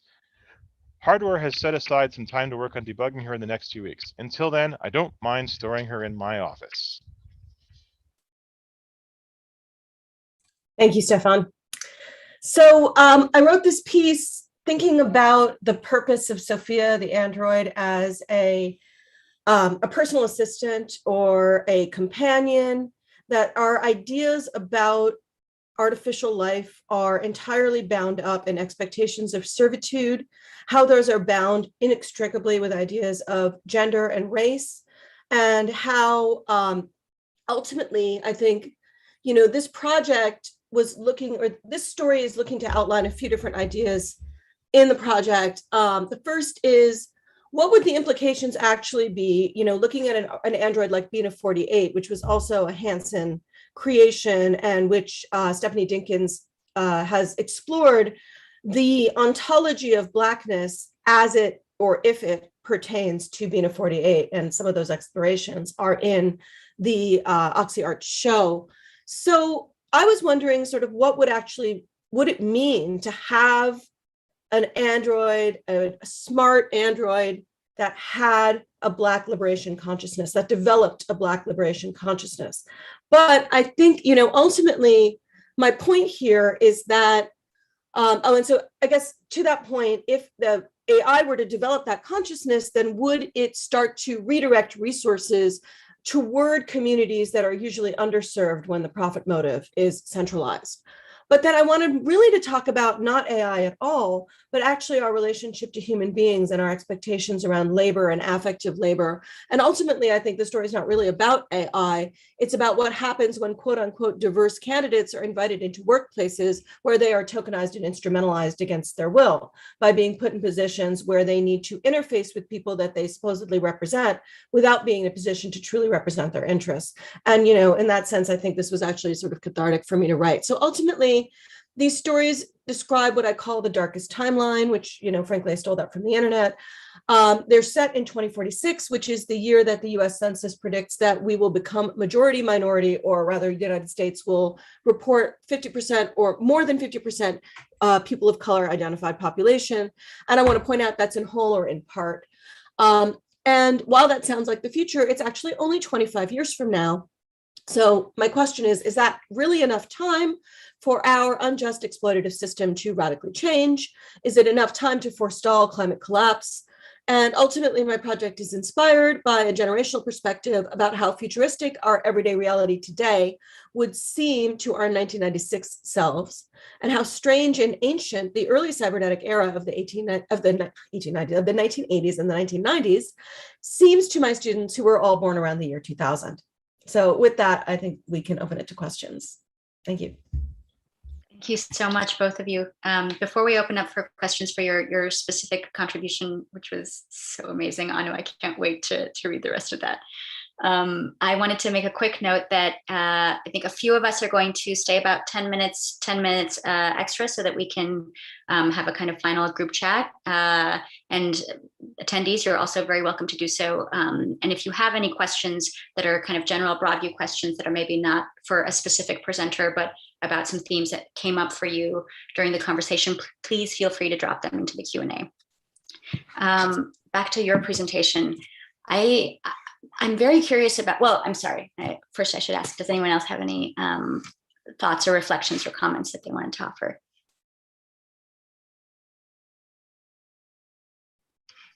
So yeah, echoing the commenter, Alice, that was incredible and incredibly transformative for me in the thinking that I do around these themes, in the sense that it initiated a total perceptual shift.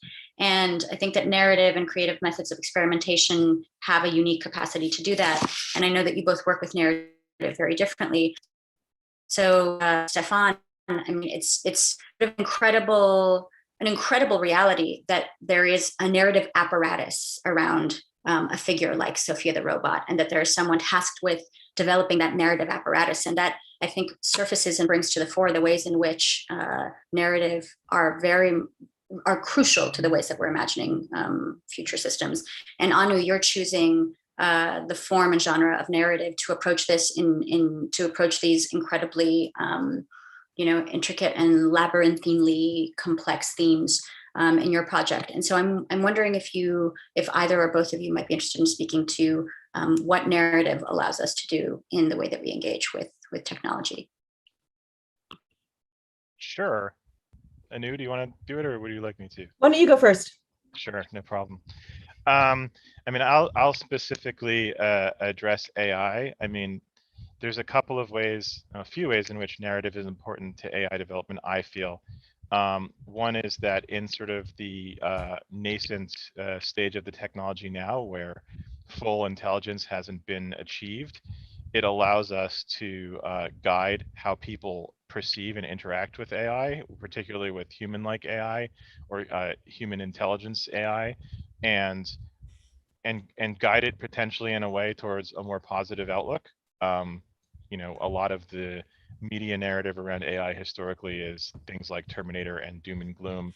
And a big part of the use of narrative in what we're doing is to tell people that they have a personal responsibility to how future technologies emerge, by telling them a story in which there can be a positive future if they participate in it, which is kind of Sophia's big mantra over the last several years.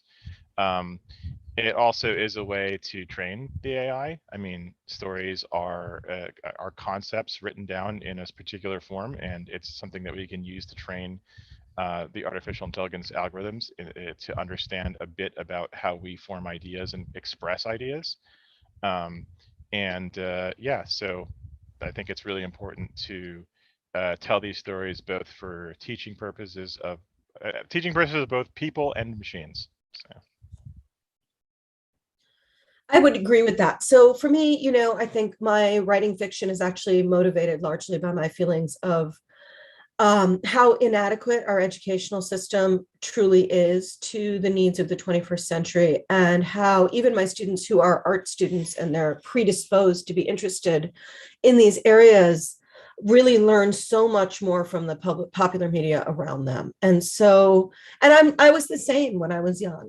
I think a lot of my expectations, and Stefan and I have talked about this, throughout our relationship, that a lot of our expectations around futurism, technology, what the 21st century would be like, were really shaped by popular culture, and were shaped by both literature, science fiction, and also music, and popular music, industrial music, and some of these spaces to a pretty big extent.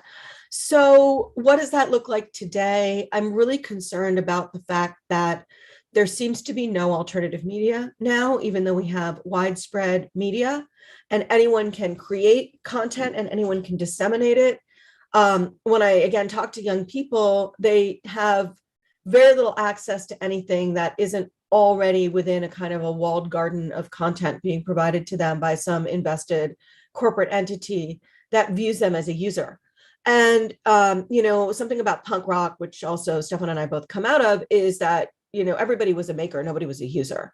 And the early internet, everyone was a maker, nobody was a user. And so, I don't just want to be a consumer of narrative in that sense. I want to be a maker. So I think that's where it's really coming from.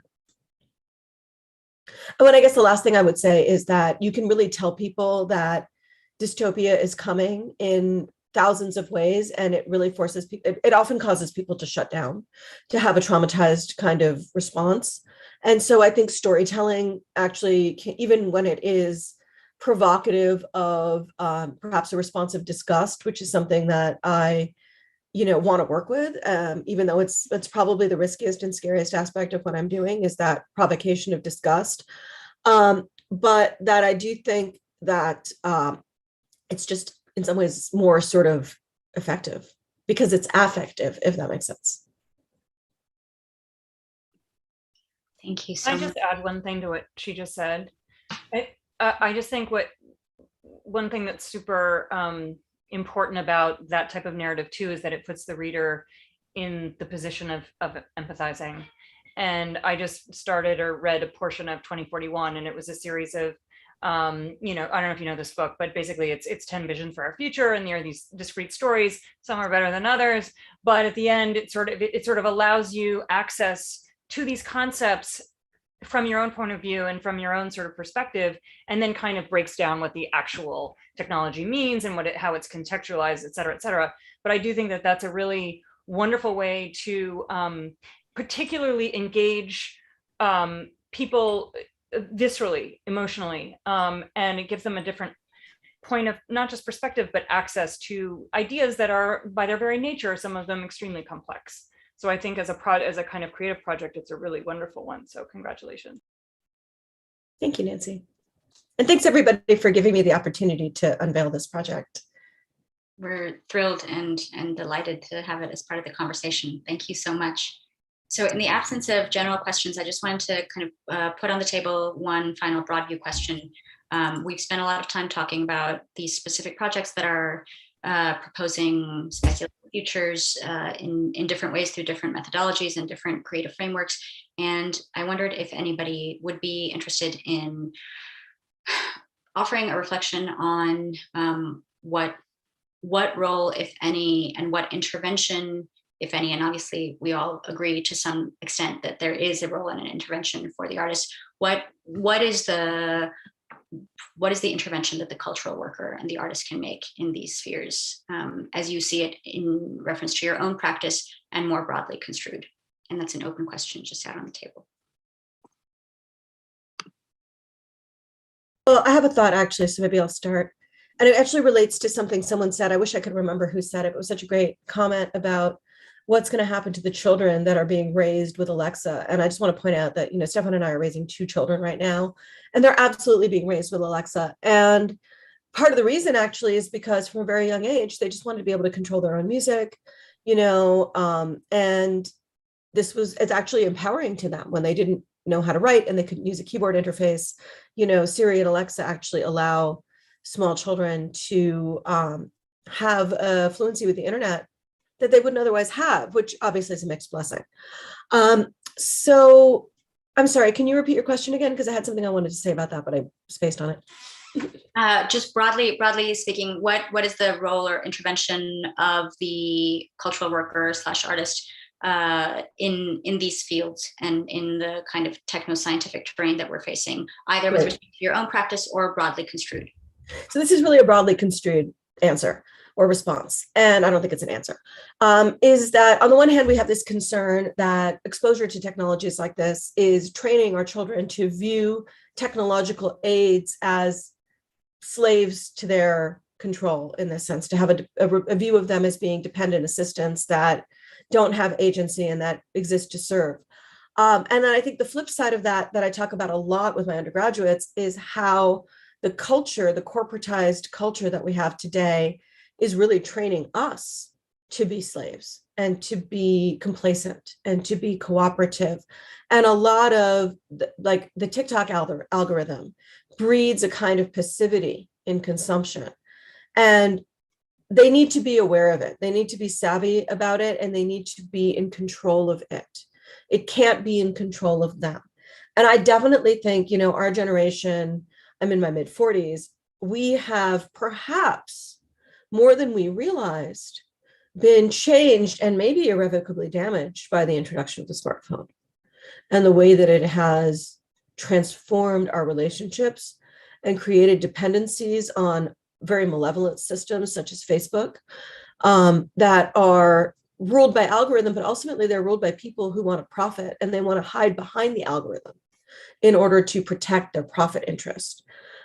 So this is what I think artists can do and cultural workers can do, is we can both awaken people to the need to be alert to that.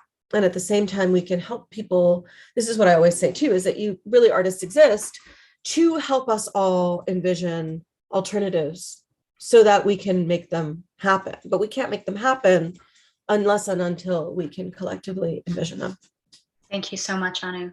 Suzanne, you had your hand up, and I wanted to offer the caveat that I ask this question not to suggest that this is a new, some sort of new phenomenon, and recognizing that as the work of Suzanne and your collaborators, Jason Edwards was among them, very clearly shows there are existing epistemologies that have provided a role or imagined a role for the artist as a knowledge maker for a very, very, very long time, long before the phrase entanglements of art and tech was ever uttered. Suzanne, off to you. Yeah, I mean, you kind of said what I was going to say, but but the I'm so sorry, that was not my. okay.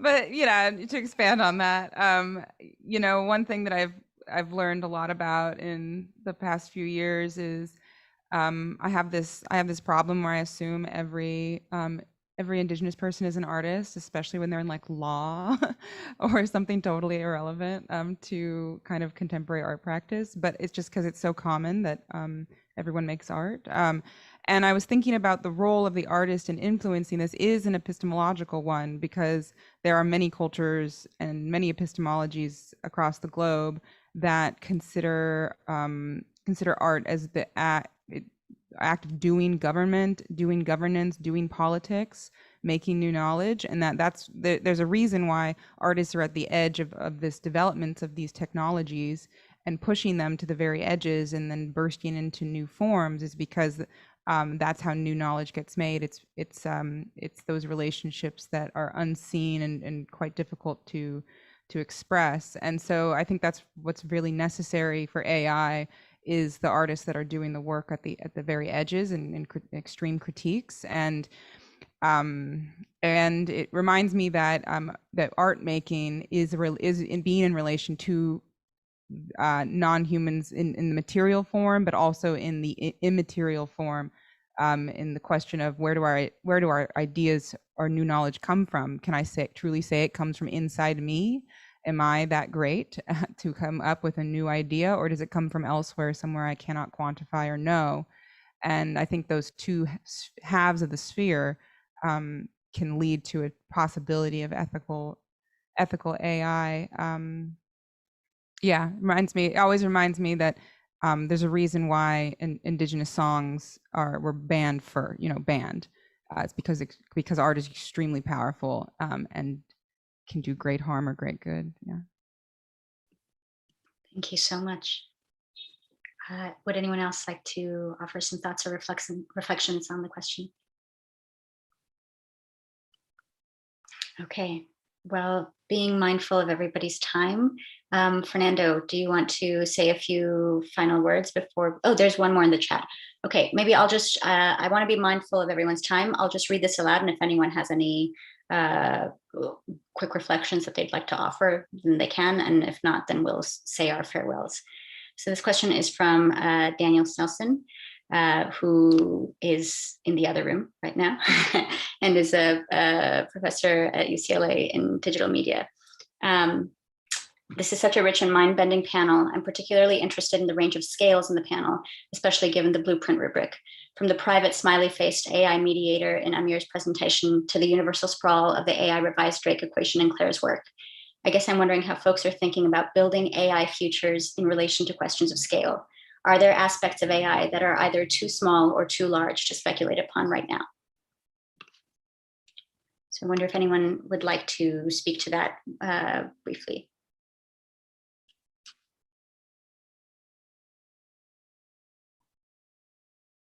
Okay.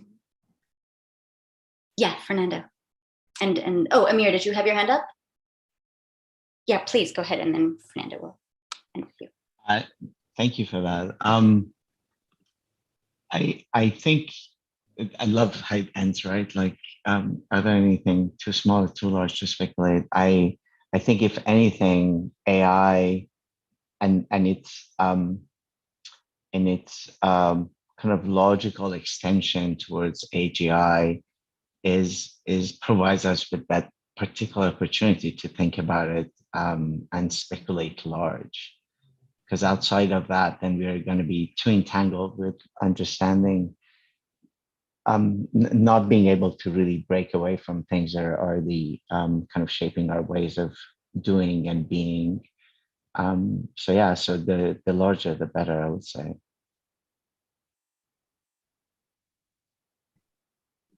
Fernando?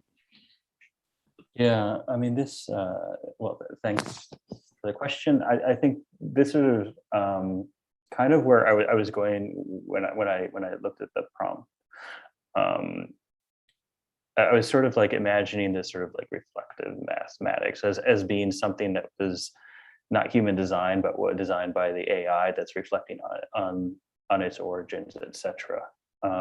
And the fact that it is not representable in what we have as math right now, it sort of, I guess, speaks to the question as far as like, yeah, maybe we're not able to conceive of it right now because it's in an alphabet that we just we can't capture using our existing mathematics.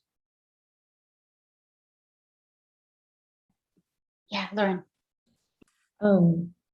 Yeah, I mean, I think sometimes there's a tendency in contexts like this, or when we're exchanging knowledge, that there are things that are like, I guess I'm provoked by your question, Danny, because I don't know how we really know anything, you know, the scale of what we can understand versus what there is to know or out is so drastically different. And I think something that artists can do, and then I think sometimes with research and knowledge production, there's kind of this assumption that, you know, we can build out this framework to understand things, to have a really good model of our world, our environment and experience. And I think something that artists can do is like destabilize that, to kind of remind us that it is always slippery. We are modeling something for ourselves, or I think in my work, I think of it as trying to like make metaphors, make like human or personal scale metaphors for things that are beyond our comprehension. But it's all beyond our comprehension to some extent. So I think that's the role that I'm really embracing as an artist, is like, can we remind ourselves of that as we are trying to understand the framework and figure out what kinds of tools and systems we want to build? Can we also remember the amount of it that's sort of out of our control, that we don't know how it will end up? And we have to that's the reason we have to continuously revisit and update our model of what we understand at this point, knowing that there's more that we're not seeing. And I think that exists on many different levels, from our own like personal bias to the things that like we just don't have a scientific understanding of at this point. That's really poignant, Lauren. And I think it gets at the idea that so much of what, I don't know if everyone can hear the very loud squawking that's happening outside my window. I think it's incredibly poignant, and it gets to the idea that much of what is so troubling about the systems that we live with now is that they come from the incredibly hubristic assumption that we can turn certain things into objects of knowledge and objects of quantifiable knowledge. I think that's a beautiful place to end. I know that there are more questions in the chat, but I want to be mindful of everyone's time and to thank you all so much for being here and for these spectacular presentations. Thank you to our panelists, to my co-organizer, to OxyArts, and to all of you who have been here for this conversation. And here's to more conversations to come. Thank you, Mashika and Fernando. That was amazing. Thanks to our co-organizers. That was so fun. Thank you so much. Yes, so great to be here. Thank you so much.